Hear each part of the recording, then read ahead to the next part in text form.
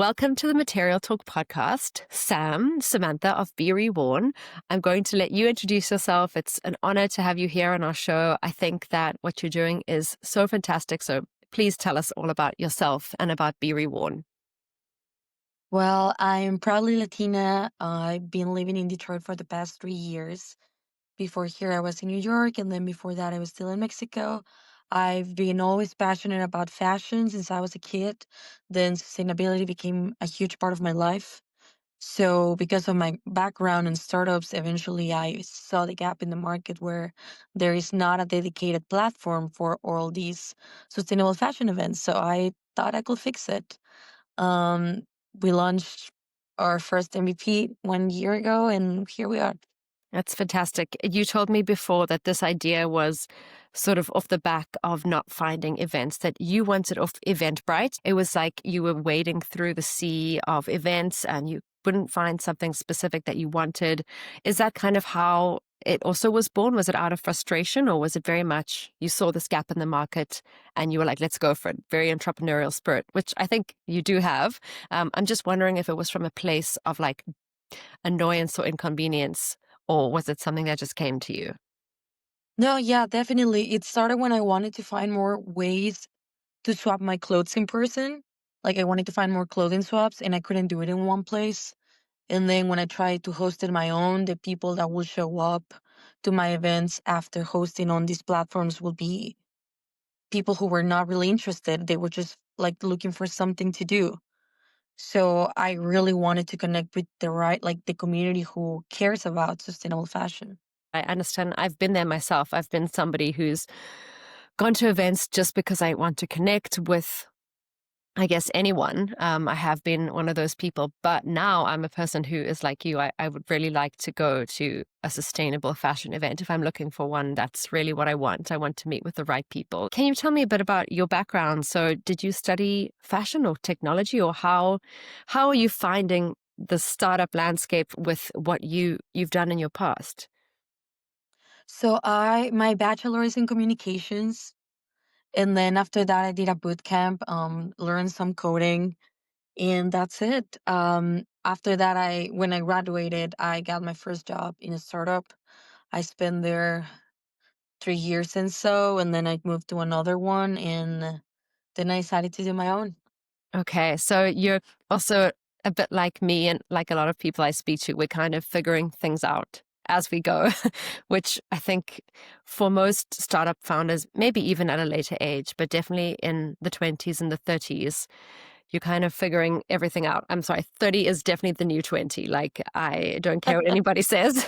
I think because we live longer, we're all kind of doing things at a different pace. I mean, I know, Absolutely. yeah, like you had one sort of life doing communications and you were in a startup, but I think now you're probably on quite a different path. Did you see yourself being in fashion? You might have because of what you mentioned to me, your past, like where you're from, maybe what you grew up with.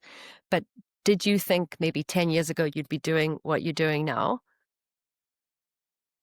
I don't know. Definitely I've been always been into technology, just like from like video games, computers, everything. Yeah. And then my background is either on research or, I mean, I've done some of operations as well, but normally mostly on product. Mm, So I think what I enjoy the most, even like while building Be Reworn, is just designing how the platform works in like the user flow and everything, like to try to make it the most accessible and interactive to users. But yeah. I don't know if I could say that 10 years ago I knew I was going to start my own startup. I don't think so. It's quite a big leap. I think you probably also know it's like you kind of risk a lot. You say, I'm saying no to the 9 to 5 for something much bigger. Were you always into fashion and sustainable ways? I did not know about sustainability as I do now. Did you have that fashion interest along with the technology, or was it the sustainability that was like a pillar in your life? So definitely started with fashion. I still do once in a while, but I was very committed to collect like Vogue magazines Yeah. since I was a kid.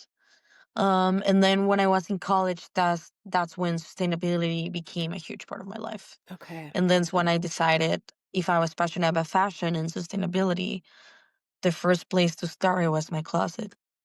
Yeah, definitely. So I want to talk a bit about BeReworn. Can you tell me, like, in the simplest form, how can people get involved? Yeah, so on B2C, which is it's the product that's live right now, it's been for a year and a half. Users can go and create events. They can manage their events, their ticket sales, while connecting with a community. There, we encourage them to like invite all the people to RSVP just because right now the event industry needs some sort of commitment. And it also helps a lot on the organizing side to know how much people you're expecting. Yeah. But if you're not a host, you can always go and find events in your city. Okay, cool. Yeah. It's really cool. And so you can, anybody can go onto the app, become a host, charge their own price for ticket sales, and grow their own community through your platform. Kind of like, I'm just imagining like a way better version of Eventbrite. Yeah, absolutely. You can set different ticket types. You can see how much people is coming. You can set the sizes of clothing swaps too, which is a huge problem because sometimes you will go to clothing swaps and it says all sizes are allowed, but then you go there and for example, if you're a large, Mm, people who are an S will use like an oversized type of look, but you can use something smaller. right. So the transparency with brands, it's like with sizes, it's something like it's very important for us, just so people can choose the right event for them. Did you find some success quite early on? Can you tell us a bit about that? Yeah. So when we started here in Detroit, and then California is one of our like most popular places. Like a lot of our users are either San Diego, LA, basically all California. We've seen different places. We got to New York too and to a couple other cities, but definitely like our stronger like cities are Detroit and California. And tell me about, how did you end up in New Lab? How did you get your office space? How did you do that? How did that come about? So yeah, I'm part of a female program that's called Femology. So we have an office space here inside of New Lab. We There's only for female founders, so that's very encouraging as well, very Mm, inspiring. We've been with the program for 10 months now, so almost a year. okay, great. And was it something that was like merit based? So based on like your startup, or you just apply and then you get it? I'm asking because I wonder if there are other people like you who would love to work somewhere, like not like a co-working space, but somewhere that's actually got other people, female founders, people around. I'm wondering if there's like, a certain metric you have to do, or if you just can apply to these kind of things and maybe you get a place that's Yeah, available. definitely. So there is a application process, and then there is an interview, and then if you succeed on both of them, then you get welcome to the program. Very, very cool. There's also another new lab in Brooklyn, so both of them are amazing. And as always, I think accelerators and incubator or even pre-incubators are always good just to get started because of the connections. I think that's the hardest part, especially as a female entrepreneur, Yeah. is the network. Yeah. That's the biggest problem. I think it can be very lonely or isolating if you're trying to build something and maybe it's not working. And then you're like, who do I even ask? I mean, I have turned to the internet. The internet is a, very vast place. There's good and bad. But I found the fashion tech sustainable girl community to be really, really lovely. So I'm also grateful for that. But I do think there's a big benefit of being somewhere in like a new labs, or I'm sure there are lots in different states in the US. So that's fantastic.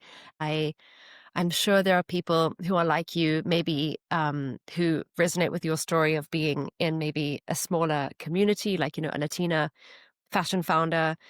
Do you have any advice that you would give yourself about 5 years ago? Like, what would you do? Think of someone who's like you, but you can be talking to yourself too. I will say, first of all, is just to trust your intuition and get started. I Mm, think what I always see is people take so long to make the first step. because it sounds so hard. So, like any other million reasons. So, just get started. Mm. Don't try to make the product perfect right away. Like, build it and put it in the market as soon as you can so you can get feedback and make it better. Yeah, I agree. I think it's like iteration is the only way you grow. And if you're not looking back at what you've done and thinking it's cringy or like terrible or like why did I do that, then you're doing it wrong. You have to just go through the school Yeah. of execution. You know, you've got to just put yourself out there.